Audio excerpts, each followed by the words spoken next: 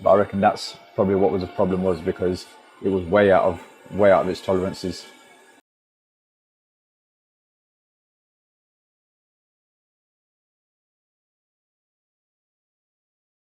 How are you doing, everyone? Welcome to today's video. So this one is a bit of a mixed bag, which I think you guys prefer more than like the bog standard install videos or power flushing videos. So I've got a couple of services which are obviously turning into more than services, because let's face it, a service is never just a service, is it? And then there's also a breakdown on a Worcester, which was pretty straightforward, but there was a couple of bits I had to check on it. So have a watch, let me know what you think, drop a comment below, and as always, please don't forget to hit that subscribe button and hit that like button. And whilst you guys are watching, I've got loads of Diwali food left over to finish, except I'm not going to eat it because I've got to watch my belly. So enjoy today's video, and I'll see you guys on the next one. Morning. Apologies, I'm a bit out of breath because I've just come up 4 flights of stairs. You can see my van is just there, and I'm in the top floor flat, and there's no lift. So first job, got a boiler service to do. So it's going to be a full service on this Ideal, well, it's an iMini, which is basically an Ideal Logic. It looks like someone's already changed the spark generator before. The customer has told me that the tenants have reported some issues with the hot water, so it was working okay when I ran the hot tap when I went to use the loo, but I'm going to give it a full strip down. I can already see the injectors all furred up, so I'm going to take that out, give that a clean, take the burner off. Sump luckily is okay. I've checked that that's not a split. That's all fine there. So I'm going to take this all apart. Condense trap is actually probably one of the cleanest ones I've come across in a while. So hopefully that means that the heat exchanger is not too bad. I've got myself a new burner seal. That's the burner gasket. If anyone needs the part number, 175572. Now remember, these burner gaskets are porous, so I don't recommend doing a sweep test because you will pick up some ppm in there. I'm not sure what the exact figure is. I think it's up to 30 ppm you can pick up, but don't quote me on that. I need to confirm that with Ideal. It's been a while, but I know they said they don't recommend doing a sweep test around the burner on the top of the heat exchanger because it will give off some ppm. Enough chit chat, let's start getting this stripped out and see how the heat exchanger looks on the inside.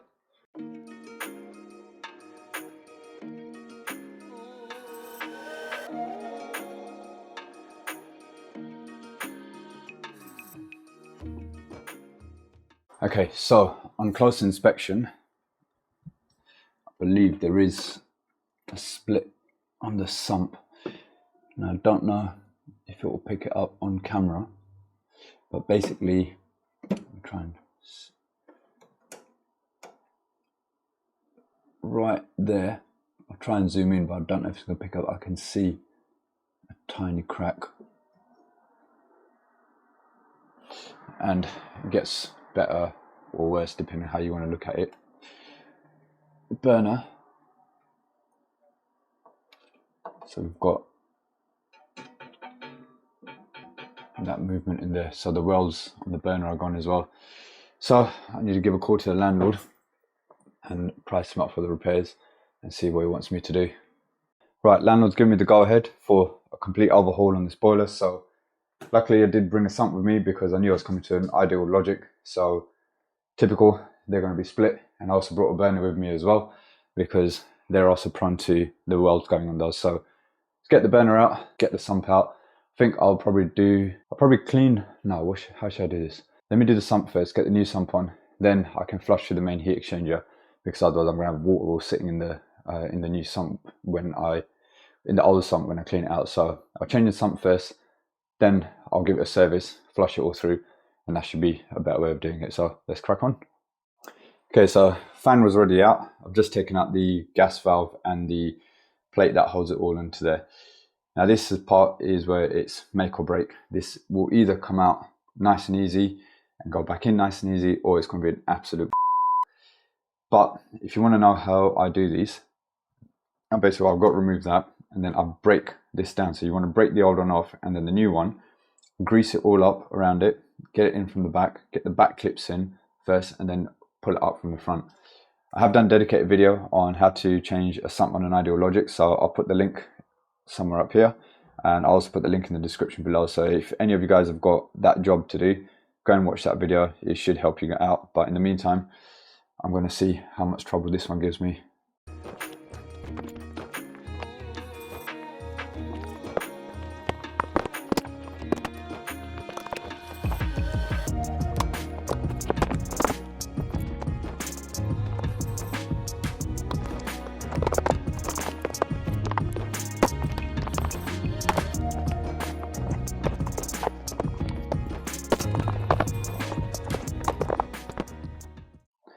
So there you go, that's the old one out. So these are the clips at the back that, well, I only managed to break one, the other two, I broke that one as well.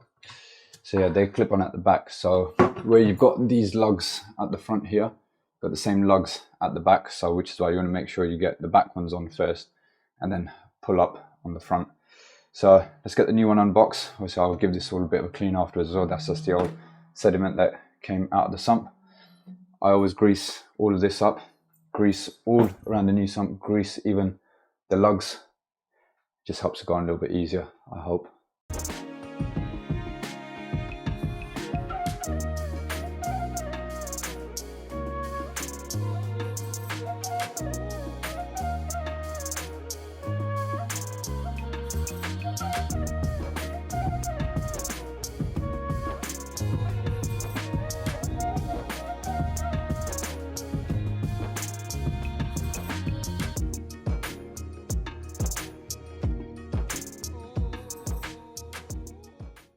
Right, so I've got the burner off. Let's have a look at the main heat exchanger. So yeah, definitely could do with a bit of a wash, a bit of a brush down. So I've got the, where's it gone? Where's it gone? I brought it up with me somewhere. Oh, it's behind there. Got the Karsha, gonna give that little blast through, brush it through with a wire brush, clean out the injector and everything. Obviously put a plumb tub underneath here, catch all the water, and then go from there. So that's the state of the injector currently. So give that little scrub up with some wire wool. Burners back in. Sump's already done. So do this, put the fan and everything back together, gas valve and all that, and then carry on with the rest of it. I've also noticed that there's a cable grommet here which is missing. These two cables are just coming in, so I'm gonna sort that out as well, take the cables out there. I need to fit a new stat here as well. So I'm gonna be fitting an EPH, so I'll be removing these cables anyway, run it through so it's all room sealed again as well. Right, boiler is all back together. So new sump, gas holes back in, cleaned up the injector, new burner on there, flushed through the main heat exchanger, pop that all back together, cleaned out the condense trap. So now I'm just gonna isolate it, drain it down, recharge the expansion vessel, then go downstairs, get the EPH stat and sort this wiring stuff out. And then we can start doing our 26.9 checks on the boiler, and I'll see what the issue is with the hot water if it happens while I'm testing it. But yeah, we'll see what happens. But for now, yeah, let me get the wet side done, sort out the electrics, and then go from there. So just draining this down, and like I said before, on the Ideal Logics and EcoFit Pures, condense pump hose, condense pump tubes, best, because it just fits nice and snug on there. Right, that's all done. New EPH stat has been installed. I always like to put a little note on there on what I've done, so whether it's me or someone else that comes, they know what kind of work's been done. Just finished doing my 26.9 checks, everything is spot on. Now I did see the traffic warden walking up and down, so luckily I'm just about finished here. So I'm gonna have a quick tidy up, show the tenant how to use the stat, and then I need to get out of here before I get a ticket. Even though the landlord said they'll cover it, I'd rather not let them incur any extra additional unnecessary expenses. They've already had to pay out a lot more to get the boiler fixed, so I don't want to have to give them a parking ticket invoice as well. So let me get out of here. Right, so got this job here. It's, well, basically the boiler's not working. Worcester heat only boiler. The customers tried to put the hot water on, but it's not doing anything. We just got a slow, steady blue light flashing on there. So I'm gonna get the case off, gonna check the MIs as well, see what that slow flashing light is referring to, and then take it from there. Right, so I'm just waiting for the MIs to load, but in the meantime, just want to check, have we got, let me find an earth, have we got power coming back to our switch live? Okay, no power to the switch live at the moment. Nothing on the pump live. We've got 240 on earth. Sorry, 240 on live. Nothing between neutral and earth. And between live and neutral, we've got 240. Okay, cool. So at the moment, we've got no demand coming to the boiler. So let's go and see what's going on with that. Okay, so I've just given it a demand, and so we've now got 240. Still got nothing on the pump live. So the slow blue flash is relating to ignition lockout. So I'm going to have a look. Let's try and reset it.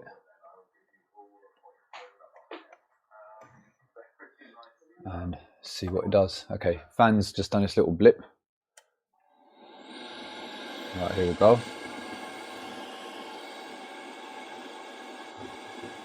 Okay, green light. So we have ignition. Now let's check. We've got power on the pump live. Yep, 240 going to the pump. I'm going to go and have a look at the airing cupboard and see if there's any issues there. But ignition lockout, I'll then probably just do my combustion analysis, make sure that the gas valve isn't out of calibration or anything like that, because it's fired up as soon as I reset it. Ignition lockout could be, I'll check the condense trap as well. I mean, to be honest, guys can see the condense trap from there. Let me get my torch. Condense trap is clean. Well, tiny bit there, but it's not blocking anything.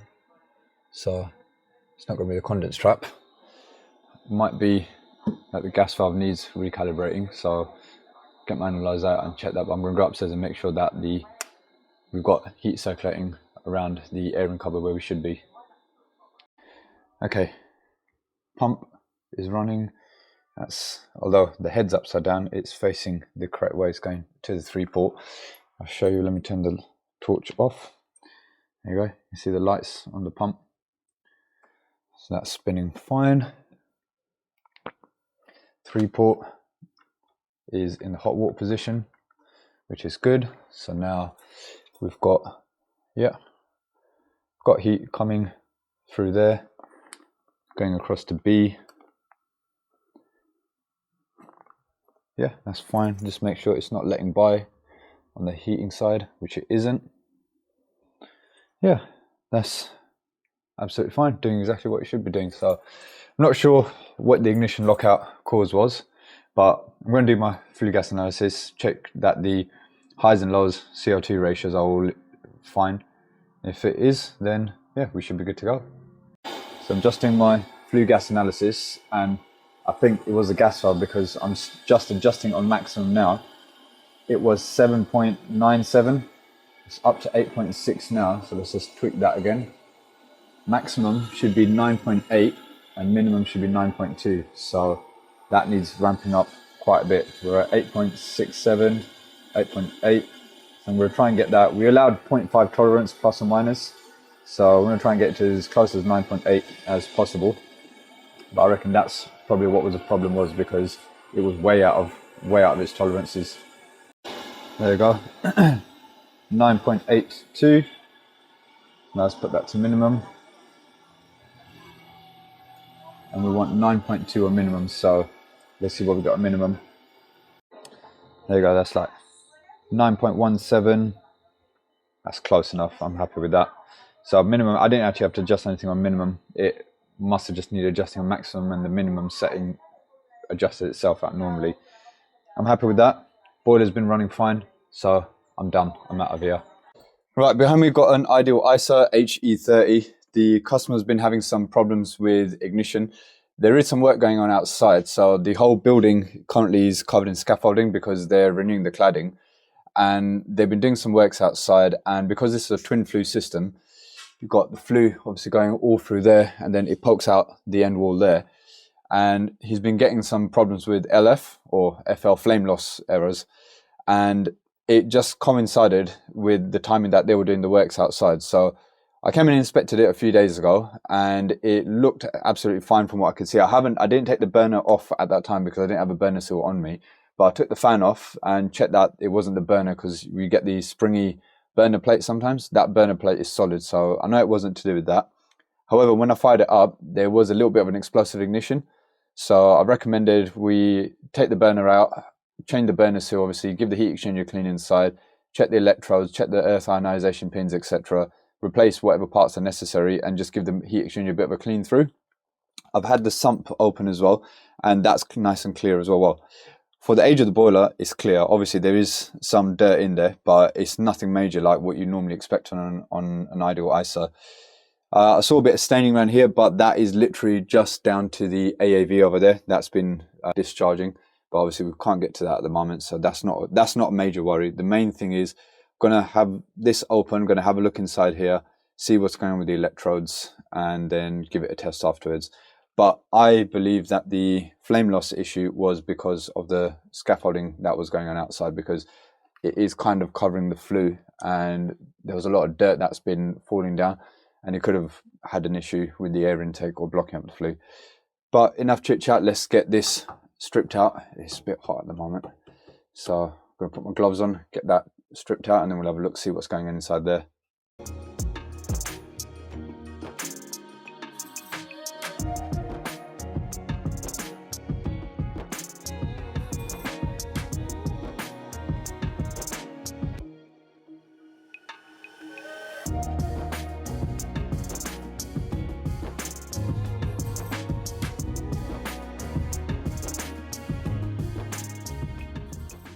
Okay, so as I suspected, the electrodes, you can see, they are completely bent out of shape. So that's what's causing the explosive ignition. So I've got a set of those, brought those with me, so we'll swap those out. The earth ionization pins are fine, so they don't need replacing.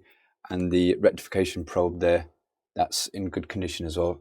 Just get the light out so we can see it properly. So rectification probe is okay, earth pins are okay, insulation panels are okay, but that electrode, that definitely needs changing. So we'll swap that out, and obviously the burner gasket here as well, so that's started to crumble away. So I'm going to swap the burner gasket out, swap that electrode out, and then just give this heat exchanger a bit of a clean through. So these are the new electrodes. So if I compare them, so have a look at that, it's completely bent out of shape compared to the new one, nice and straight. Now there's two versions of the electrodes that you get for the ideal ISOs depending on the serial number. So I did bring both with me, but based on this serial number, the part number here is 173528. The other one that you can get is, let me just move that little gasket out of the way, so you can see that's a slightly different shape on it, and that part number is 175406. So I brought both with me because I wasn't sure which one was in here, but got the right one, so we can pop that in and then we should be all okay. Obviously you've got to change the burner seal and give that little clean through as well. So go, burner seal's been replaced. Old one literally just crumbled as I took it off. Part number for the burner gasket is 174092, and this is the burner gasket M series MEXHE. So that's the one they need for this. Obviously it's different to the Logics. I can't remember the part number for the Logics, but it's not relevant to this anyway. So that's been done. I've given this a little brush with a soft brush, so that's nice and clean. Heat exchanger has been sort of dusted through and cleaned through as well. It wasn't too bad to begin with, to be honest. New electrodes are in, so that should give us better ignition. So I'm going to pop this all back together and then do another test to see how it's performing. Well, there it is, all back together. Now let's power it on. It usually comes on from preheat anyway, so let's give it a second.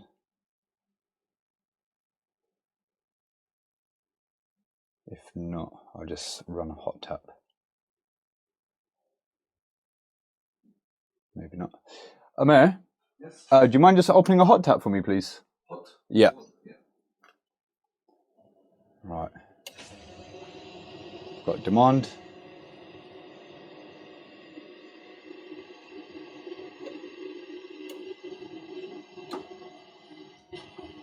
Beautiful, beautiful. Didn't even hear that ignite. It literally just went and it's lit. Burners on, normal explosive ignition, lit first time, no issues.